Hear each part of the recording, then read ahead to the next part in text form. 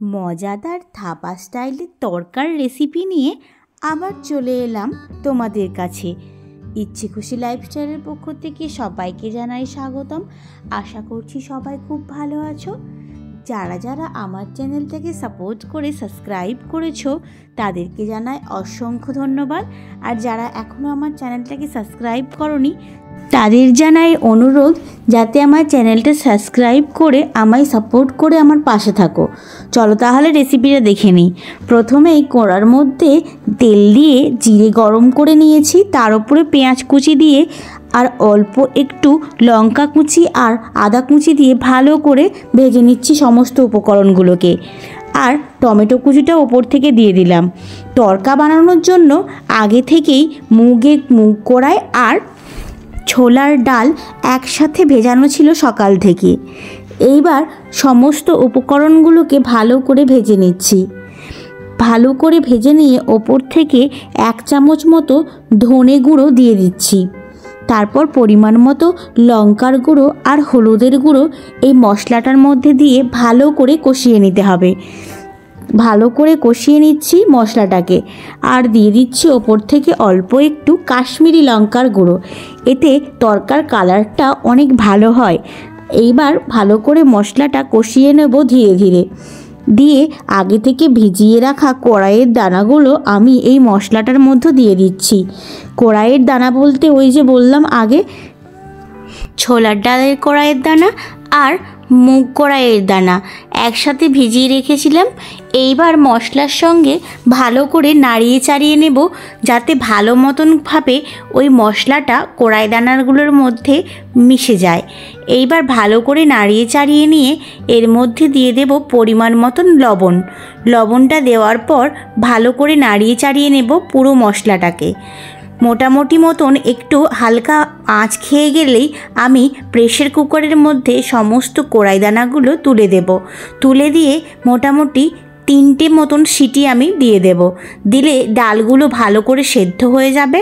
আর সেদ্ধ হয়ে গেলেই আমি আর একবার মশলা করে তরকাটা রেডি করে নেব।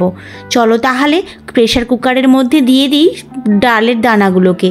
প্রেসার কুকারে দিয়ে এবার বন্ধ করে দিচ্ছি প্রেসার কুকারটা।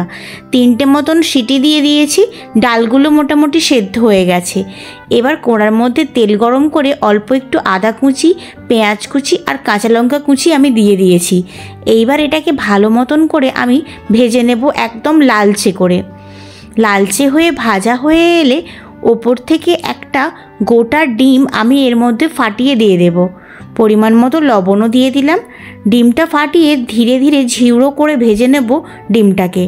ডিমটা মোটামুটি ঝুড়ো হয়ে ভাজা হয়ে এলে প্রেসার কুকারের মধ্যে সিদ্ধ করে রাখা তরকাটা আমি এর মধ্যে দিয়ে দেব। তরকাটা এর মধ্যে দিয়ে একসাথে ভালো করে নাড়িয়ে চাড়িয়ে নেব। নাড়িয়ে চাড়িয়ে নিয়ে বেশ কিছুক্ষণ ফুটিয়ে নেব। ফুটিয়ে নিয়ে তারপর ওপর থেকে অল্প একটু গরম মশলা আর 1 চামচ মতো বাটার দিয়ে আমি তরকাটা নামিয়ে নেব। তরকার রেসিপিটা কেমন লাগলো অবশ্যই কমেন্ট করে জানাতে ভুলবে না কিন্তু। আর রেসিপিটা ভালো লেগে থাকলে একটা লাইক তো অবশ্যই। যাওয়ার আগে চ্যানেলটা সাবস্ক্রাইব করে যাবে যাতে পরবর্তী ভিডিওটা দেখার জন্য আমি তোমাদের কাছে নতুন কিছু ভিডিও নিয়ে চলে আসতে পারি। তরকাটা এর মধ্যে দিয়ে ভালো করে নাড়িয়ে চাড়িয়ে নিচ্ছি। এইবার ওপর থেকে গরম মশলা আর 1 চামচ মতন বাটার আমি দিয়ে দেব ফ্লেভারের জন্য। আর ধনে পাতাটা দিয়ে দিচ্ছি, এতে স্মেলটাও অনেক ভালো আসে আর ফ্লেভারটাও অনেক ভালো হয়। মোটামুটি একটু ফুটিয়ে নেওয়ার পরেই আমি ধনে পাতাটা দিয়ে নামিয়ে নেব তরকাটা। তরকাটা কিন্তু একেবারে রেডি হয়ে গেছে। আর ওর মধ্যে থাকা ডালের দানাগুলোও কিন্তু মোটামুটি ভালো করে সেদ্ধ হয়ে গেছে।